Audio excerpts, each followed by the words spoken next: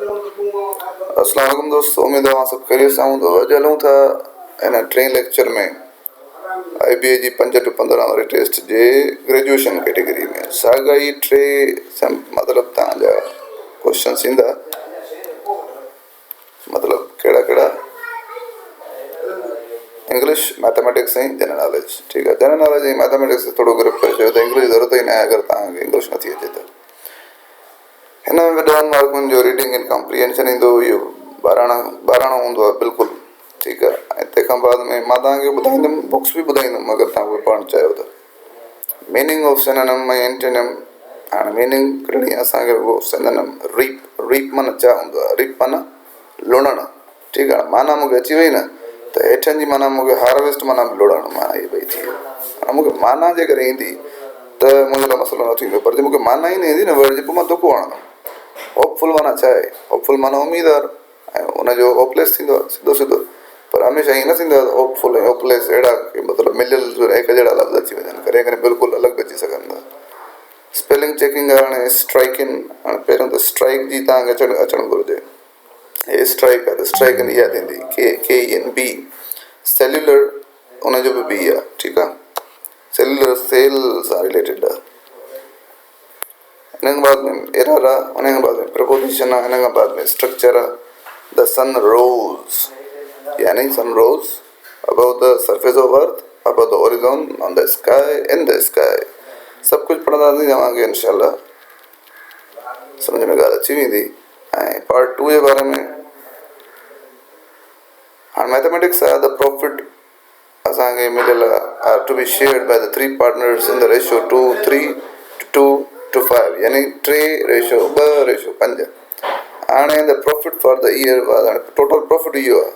हाणे determine the numbers of dollars each part. सफ़ा easy आहे, एॾो ॿारहं क्वेश्चन आहे इहो, एॾो ॿारहं क्वेश्चन ॾिसण में ॾोरो थो लॻे, पर इहे रेशियो वारा बि एॾा ॿारहं थींदा आहिनि जो मां तव्हांखे सम्झाईंदुमि त तव्हां चवंदो वाह वाह। पर शर्त इहो आहे त चैनल खे सब्सक्राइब करे मूंसां कनेक्ट रहो। ठीकु आहे, मां पंहिंजो ग्रुप ठाहियो आहे, जंहिंखे अगरि एड थियणो आहे ग्रुप में व्हाट्सअप ते त उहो मूंखे नंबर ॾेई सघे थो, हिते लिखे कमेंट में, त मां हुनखे एड करे छॾींदुमि। उते मां वीडियो अपलोड कंदुमि, हिते मां वीडियो अपलोड कंदुमि, उते लिंक्स बि अपलोड कंदुमि कॾहिं कॾहिं। ऐं हिते त तव्हांखे ॾिसणो ई पवंदो, इंटरनेट जी क़ुर्बानी ॾियणी पवंदी तव्हांखे। In a game of ice hockey, the hockey player took 0.8 seconds to travel 89 feet and determine the average. हाणे स्पीड जो आहे, स्पीड जो फार्मूलो जंहिंखे अचे थो न उहो सॼो करे वेंदो। स्पीड छा आहे? Distance upon time. डिस्टेंस आहे जेको आहे सो 99 ऐं हेठों लिखंदा 0.8, ॿिन्ही डिवाइड कंदा, वंड कंदा, जवाबु अची वेंदो। ॾाढो ॿारहं क्वेश्चन सॉल्व फॉर, इहो बि 12 क्वेश्चन। ठीकु आहे, ऐं विच नंबर लार्जेस्ट कहिड़ो आहे? हाणे ॾिसो, हे बि तव्हांखे ॿुधाईंदुमि त पावर माइनस में हुजे त उहो नंबर छा थी वेंदो, पावर 0 हुजे त छा थी वेंदो, पावर अॻ में फ्रैक्शन खे फ्रैक्शन पावर आहे त अॻो पोइ नंढो थी वेंदो, त नंढे में नंढो जेको लार्जेस्ट थींदो उहो B थींदो। ठीकु आहे, पर इहे कीअं था थियनि सभु तव्हांखे ॿुधाईंदुमि। पार्ट 3 जनरल नॉलेज आहे। ठीकु आहे, हाणे हिन में थोरी तव्हांखे नॉलेज हुजणु घुरिजे जनरल नॉलेज जी। त असांजी जेका लार्जेस्ट शेयर इन इलेक्ट्रिसिटी आहे उहा किथां थी अचे? न्यूक्लियर आहे, कोल आहे, हाइडल आहे, थर्मल आहे। थर्मल यानी हीट सां, हाइडल यानी मूंखे लॻे थो पाणी सां, ऐं कोल यानी कोयले सां, न्यूक्लियर यानी न्यूक्लियर। एवरीडे साइंस आहे। प्लाज़्मा इज़ यूज़्ड इन, किथे किथे यूज़ थींदो आहे plasma? D, all of these में शायदि। रेडियो एक्टिविटी त तव्हांखे ख़बर आहे कंहिं कई? हेनरी बेकरेल कई। हाणे थोरो तव्हांखे कुझु ॾिसो, अहिड़ा टॉपिक्स हूंदा आहिनि जेके मशहूरु हूंदा आहिनि, जीअं रेडियो एक्टिविटी मशहूरु टॉपिक आहे। ब्राउनियन मोशन, हाणे केमिस्ट्री जी ॻाल्हि थो कयां, ब्राउनियन मोशन मशहूरु टॉपिक आहे। ठीकु आहे, Boyle's law, Charles law of conservation, law of definite proportion. ठीकु आहे, ऐं तंहिंखां बाद में इलेक्ट्रॉनिक कॉन्फ़िगरेशन। इहे कुझु टॉपिक्स आहिनि, इहे 12 आहिनि, इहे जेको आहे सो बार बार यूज़ थींदा आहिनि। हिननि जे बारे में तव्हांखे मां सम्झाए छॾींदुमि।